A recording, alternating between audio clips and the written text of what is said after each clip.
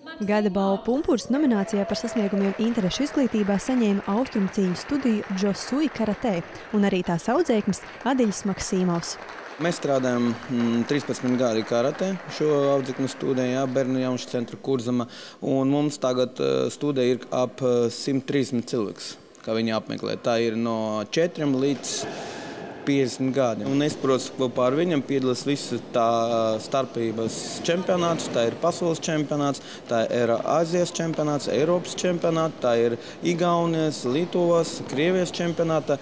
Un principā, kā fakts, pirmā komanda visu laiku mēs ieguvām. Pats nodarbojos 6 gadus un guvu labus panākumus arī gan Latvijā, gan aiz valstis Dānijā.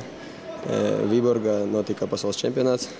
Tur nesen saņēmu godalgotu 1. vietu, kur cīnījos ar vismagākiem pretiniekiem.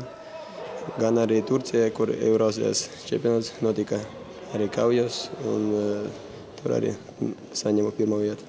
Es trenējos pat sanāk 70 reizes nedēļā, katru dienu, bet dažreiz sanāk tā, ka 2 reizes vienā dienā trenēties, jo, ja gribi būt labāks, ja vairāk trenēties un ļoti nepieciešama ļoti pilna atdeva.